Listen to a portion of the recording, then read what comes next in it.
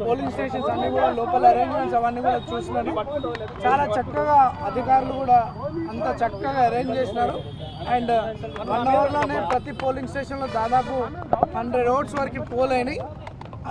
Within 1 hour within 45 minutes టైంలో దాదాపు 70 నుండి 100 ఓట్లు ఒక్కొక్క పోలింగ్ స్టేషన్లో పోల్ అయినాయి.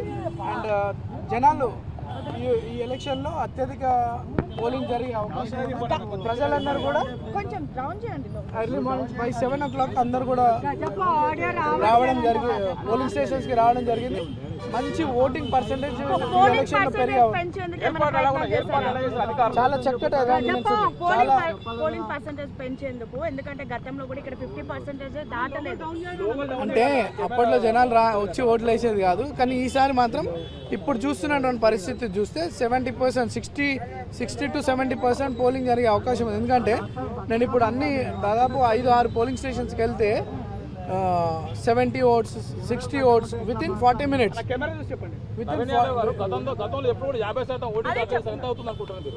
నాకు తెలిసి 63%, 62-63% జరిగే అవకాశాలు ఉన్నాయి.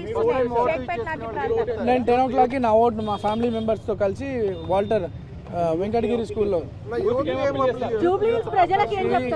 జూబ్లీహిల్స్ ఒక ఫస్ట్ టైం ఓటర్స్కి కానీ vote for your future, vote for your constituency development, not for sympathy, not for sentiment.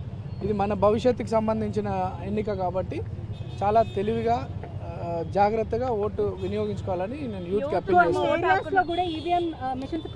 సరే, దట్ ఈస్ ఆల్ కామన్. అవన్నీ కూడా అధికారులు దాన్ని రాటిఫై చేస్తారు. స్టార్ట్ అయిన టైం నుండి దాన్ని చేస్తారు.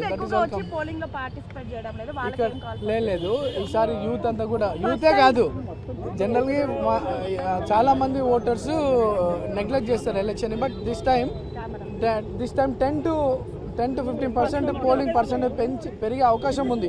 ఈ వాతావరణం చూస్తుంటే ఒక 10% ఓటింగ్ పర్సెంటేజ్ పెరిగే అవకాశం ఉందని అదే చెప్తున్నాను కదా. మీ భవిష్యత్తుకు ఓటేయండి. లేదు, ఇక హాలిడే లాగా ట్రీట్ చేస్తలేరు. భవిష్యత్తు గురించి ఆలోచించి ఓటర్స్ అందరూ కూడా బయటకు వచ్చి ఓటు వేస్తూ ఉన్నారు. సమాజం గురించి ఆలోచించి ఓటర్స్ రావడం జరుగుతూ ఉంది.